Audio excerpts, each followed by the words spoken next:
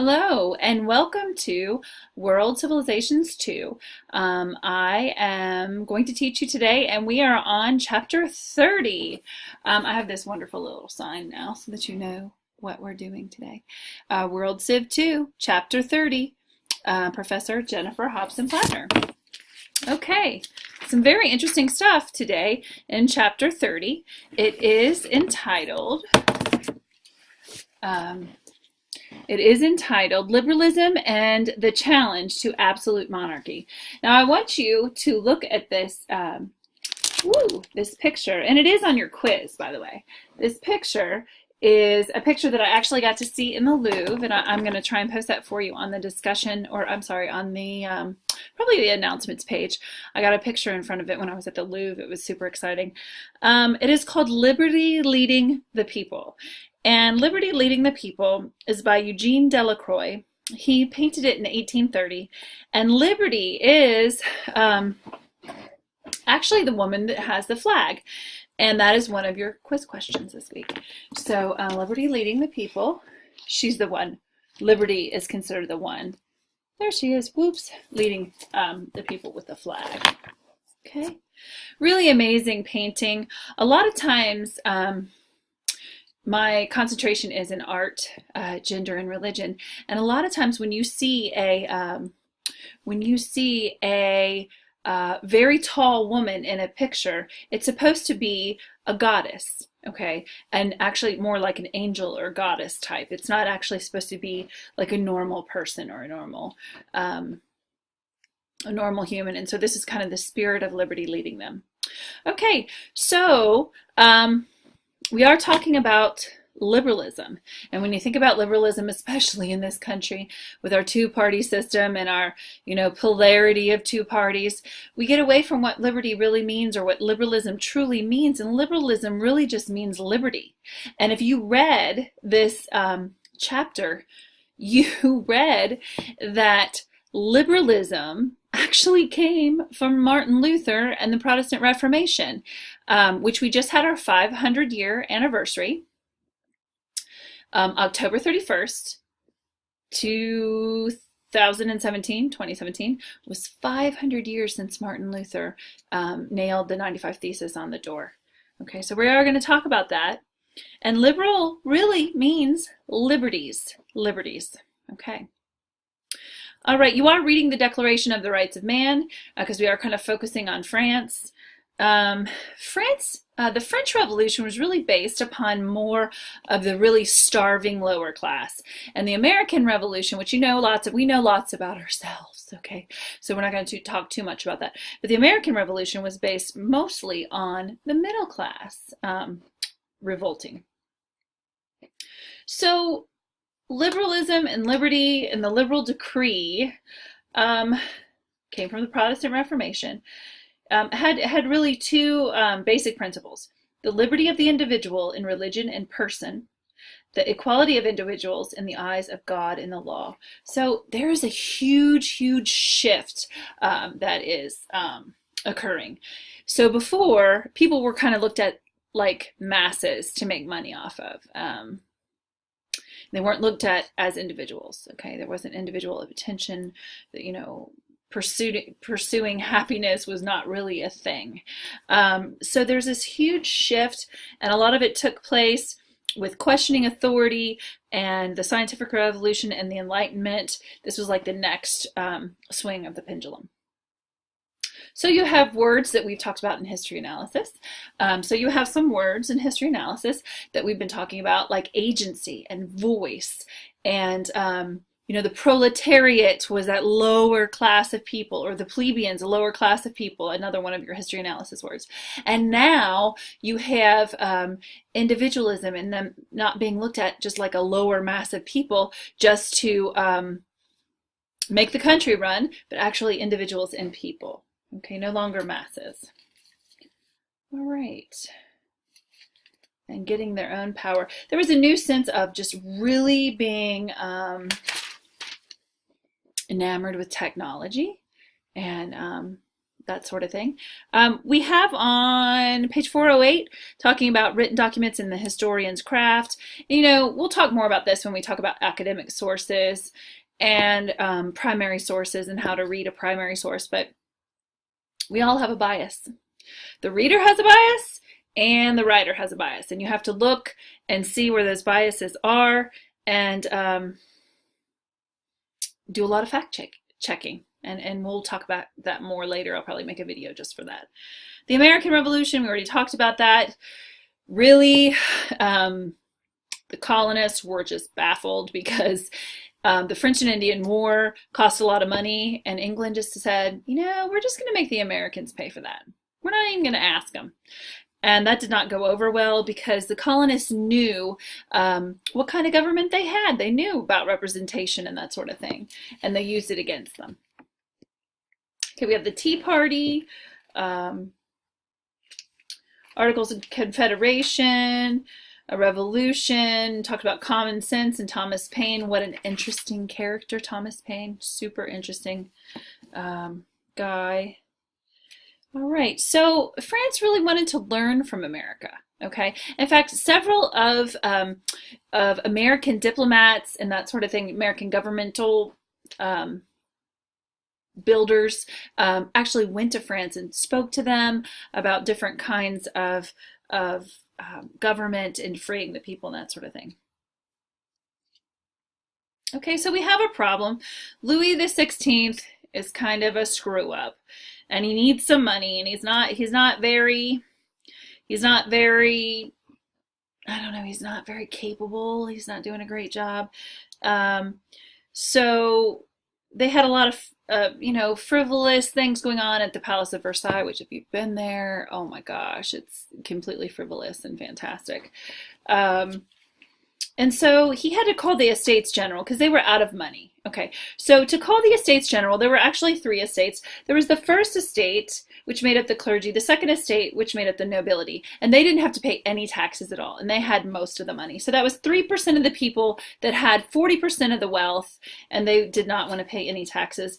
And the third estate got very angry, the commoners, and then the revolution just kind of spun out of control. The third estate demanded 1 man, 1 vote, because they were trying to say, oh, well, they're more valuable. The clergy should have 3 votes for every person and that sort of thing. And they said, no way. So they stormed the Bastille, you know, Bastille Day. I believe it's also in July.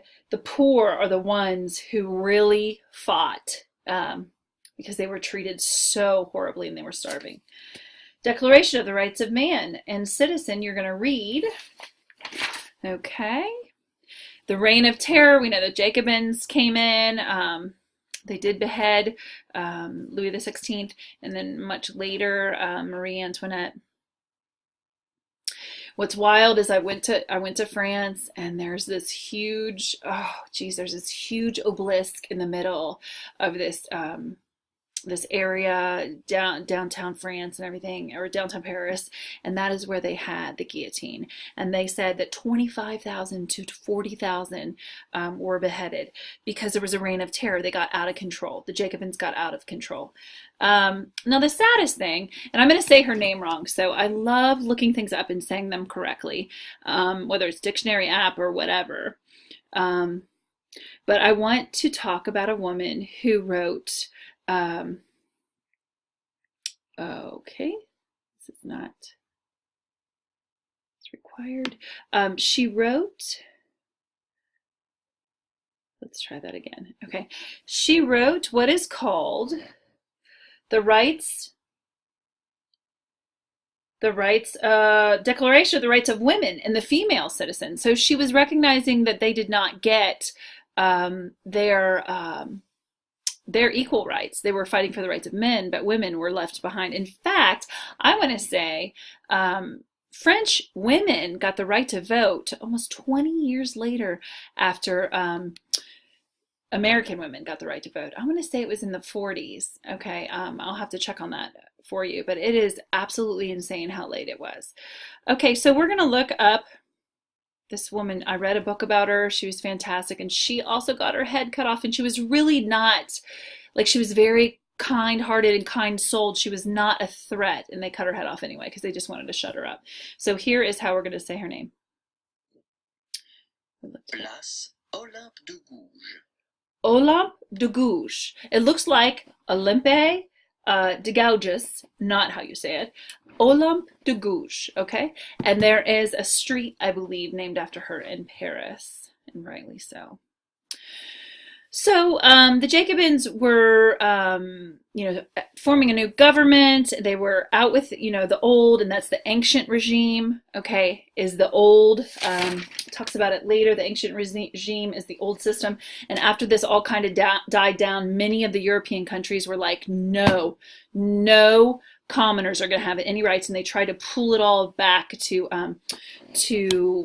giving the rights back to the monarchs, because they did not want to leave the ancient regime or the old system. So it was based on egalitarianism, or égalité, liberté, fraternité, and those are all above the arches in the doorways in Paris, which is so fantastic. If you ever get a chance to go, it's magical. Of course, we know about Robespierre, who really took it out of control, and he exercised his execution power. There was no way in the world 25,000 to 40,000 people needed to be beheaded. And it's so eerie standing exactly where that guillotine was and knowing who lost their heads.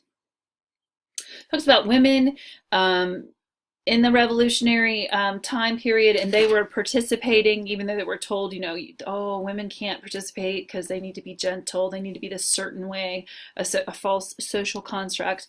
Then we have Napoleon coming on the scene, which you have to, Napoleon, they called him an enlightened despot, and he really was. He had lots of issues, but man, he overcame so much. He actually was born on the island of Corsica. His first language was not even French, okay?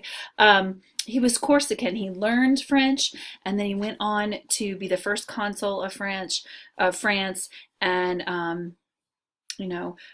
was a great leader and had a civil code and tried to give more power back to the people. Again, he was a dictator, okay? But one thing he was fantastic about doing is putting really competent people around him in power, like really talented people in power. Great talent selector is what they called him. Okay, we know he had defeats. He just couldn't let it go. Don't attack Russia in the winter. Come on, you're not going to win.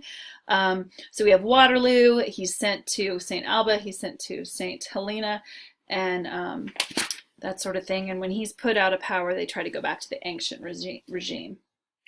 Okay, so, the Enlightenment really inspired an example where people really wanted to, entitled to an opportunity to be proven by their merits, not their social status, not by how poor or rich they are, but they really wanted to be taken on meritocracy, their merits and how hard they work and what kind of person they are.